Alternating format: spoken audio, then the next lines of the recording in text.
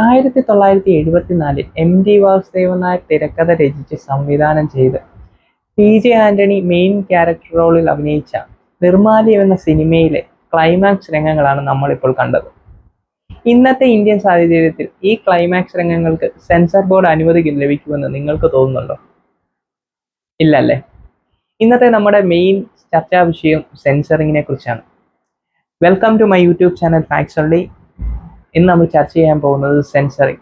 എമ്പുരാൻ എന്ന ഏറ്റവും പുതിയ മലയാള ചിത്രത്തിന്റെ 17 ഭാഗങ്ങൾ കട്ട് ചെയ്ത് കളയാനും വില്ലന്റെ പേര് മാറ്റാനും നിർമ്മാതാവ് നിർബന്ധിതമായതാണ് ഇപ്പോഴത്തെ പ്രധാന വാർത്ത.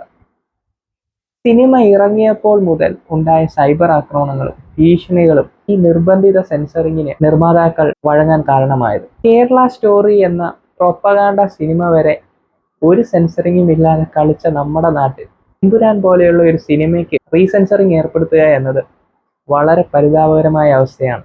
നിങ്ങൾ കുറെ പേരെങ്കിലും സിനിമ കണ്ടിട്ടില്ലായിരിക്കുമെന്ന് എനിക്കറിയാം. എങ്കിൽ പോലും വർത്തമാനകാല ഇന്ത്യയിൽ നടന്ന ഒരു വലിയൊരു കലാപത്തെക്കുറിച്ച് എമ്പുരാനിൽ പരാമർശിക്കുന്നുണ്ട്. അതാണ് ഈ സൈബർ അറ്റാക്കുകൾക്കും ഡീഗ്രേഡുകൾക്കും പിന്നിൽ. റീസെൻസർ ചെയ്ത് അതിലെ കുറെ ഭാഗങ്ങൾ മാറ്റിയത് കൊണ്ടോ ആ കലാപത്തെക്കുറിച്ചോ അതിനെക്കുറിച്ചുള്ള അനുബന്ധമായിട്ടുള്ള കാര്യങ്ങളോ ഇനി ആരും സിനിമകളിൽ പ്രതിപാദിക്കാതിരുന്നത് കൊണ്ടോ ആ കലാപത്തിലൂടെ ഉണ്ടായ ചോരക്കറ മാറ്റാൻ കഴിയുമോ? എത്ര കത്രിക വെച്ച് കട്ട് ചെയ്താലും എത്ര തുണി വെച്ച് മറച്ചാലും മായാത്ത ആ പാപക്കറ എന്നും അവരുടെ കൈകളിൽ കിടക്കുക തന്നെ ചെയ്യും. അതുകൊണ്ട് തന്നെ ഈ സെൻസറിങ് ഒന്നും അതിനൊരു പരിഹാരമാവുകയില്ല. സത്യം വിളിച്ചു പറയാനുള്ളതാണ്, അത് വിളിച്ചു പറഞ്ഞുകൊണ്ടേയിരിക്കും. സിനിമാ മേഖലയിൽ മാത്രമാണോ നമ്മൾ ഈ സെൻസറിങ് അനുഭവിക്കുന്നത്? ഇന്ന് നമ്മളുടെ എല്ലാ മേഖലകളിലും, എല്ലാ ജീവിത മേഖലകളിലും നമ്മൾ സെൻസറിങ്ങിന് വിധേയമായിക്കൊണ്ടിരിക്കുന്നു.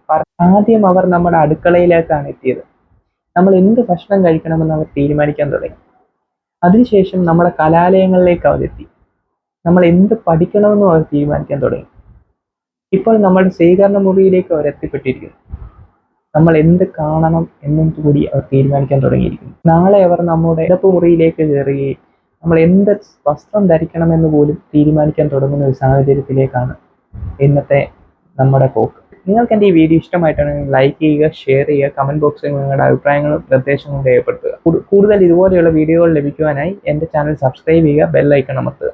അടുത്ത വീഡിയോ ചെയ്യുന്നതിന് മുമ്പ് യൂട്യൂബ് ഒന്നും നിരോധിച്ചിട്ടില്ലെങ്കിൽ വീണ്ടും കാണാമെന്ന പ്രതീക്ഷയോടുകൂടി നന്ദി, നമസ്കാരം.